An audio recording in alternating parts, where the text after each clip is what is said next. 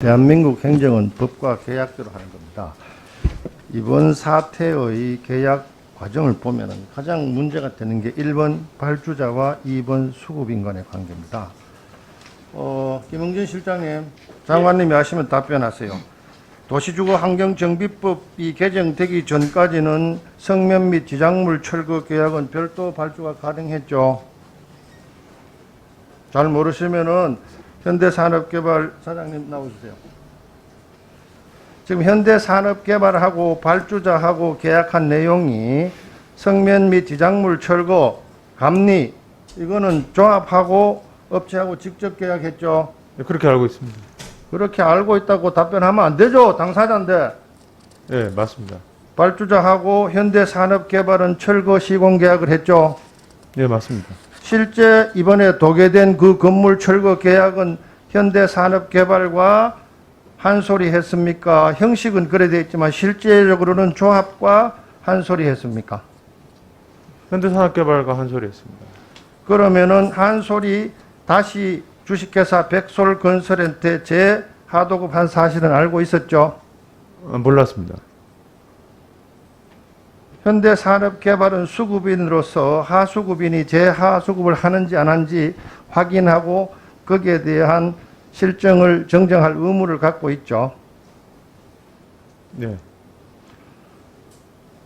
발주자가 수급과 계약할 때 도급계약을 하죠. 예. 도급계약은 건설산업기본법상 건설물의 완공 일체를 하고 대가를 지급하는 계약이기 때문에 주식회사 한솔기업이 직접 철거 공사를 하는지 아니면 하도급을 주고 재하도급사가 철거 공사를 하는지 확인할 책임이 현대산업개발에 있죠. 예, 그렇게 알고 있습니다. 몰랐다면 직무를 유기한 거죠.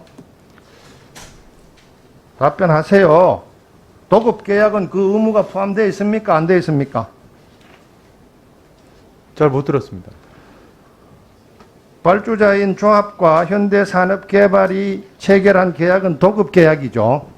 예, 그렇습니다. 그 도급계약의 의무에는 하수급인이 직접 시공하는지 재하도급하는지 확인할 의무가 들어있죠. 그건 확인을 못 했습니다. 그거는 들어있는 겁니다. 예, 예. 동구청장님, 예. 동구청에서 발주자가 건축사무소에 의뢰해서 작성한 해체 계획서를 제출받고 해체 허가를 했죠. 예. 동구청 인력이 또 실력이 해체 계획서의 적정성 여부를 판단할 수 있는 실정입니까? 못하는 실정입니까? 네, 전문성에 부족이 있다고 생각합니다. 김흥진 실장님, 예. 건축물 관리법상 해체 허가를 받고자 하는 자는 구청으로부터 허가를 받아야죠. 예, 맞습니다. 허가 받기 위해서는 해체 계획서를 작성해서 제출하고 해체 계획서의 적정성 여부를 판단받아야 되겠죠.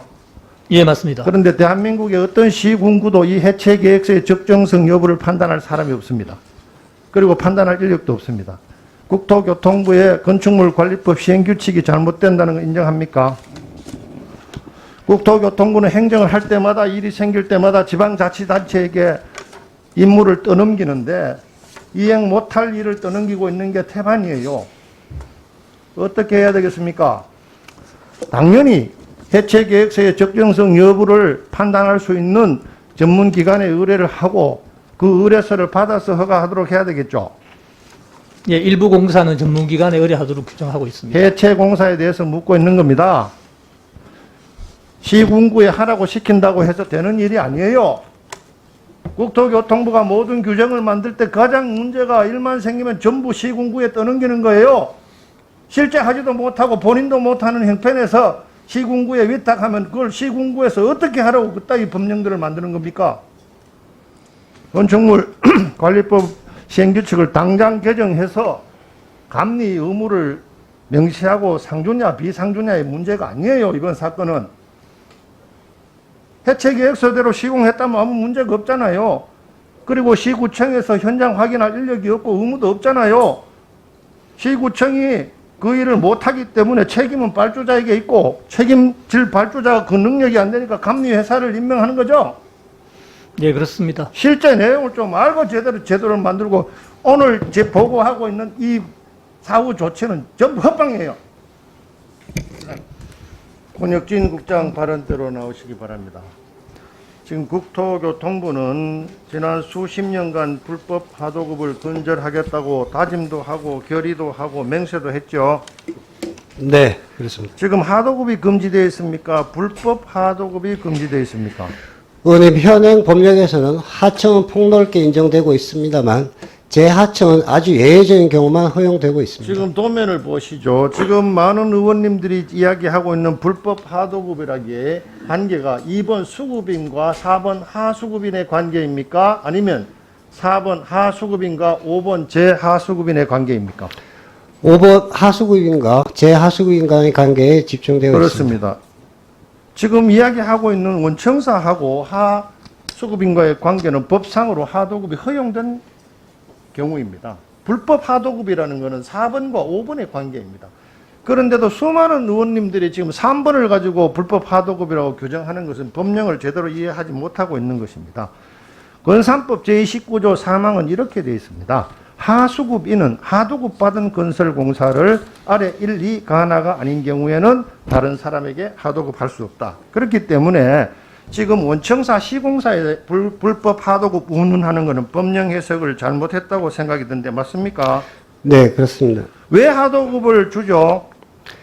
원활한 효율적인 업무 분장을 위해서 저희 그렇습니다. 건설법에서 시공사는 인력이나 장비나 기자재나 전 업종을 다 보유할 수가 없습니다. 그 비용을 분담할 수 없기 때문에 하도급을 주게 되는 거고, 하수급인이 재하수급인에게 하도급 주지 말라는 이유는 뭐죠?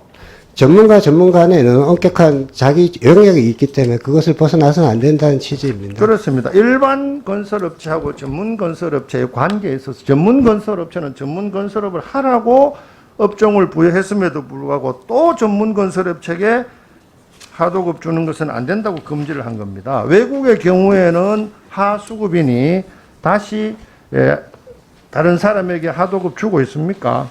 그렇지 않습니다. 그런데 왜 우리나라에서는 수십 년이 지나도 이 문제가 건절이 안 되죠? 저희도 예외적으로 공사금액 20% 이하고 신기술, 특허 등에 아주 예외적으로만 허용하고 있습니다. 그런데도 왜 이 문제가 계속해서 발생되죠? 아까 여러 의원님과 저희 장관이 말씀하신 것처럼 현장에서 이행력의 부족이 있다고 보고 있습니다.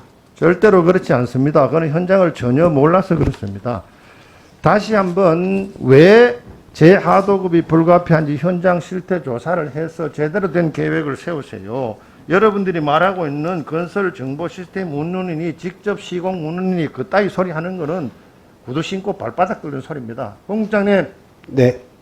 왜 불법 하도급이 건절되지 않는지 실태 조사를 한 다음 상임위에 보고해 주시기. 네, 그렇게 하겠습니다.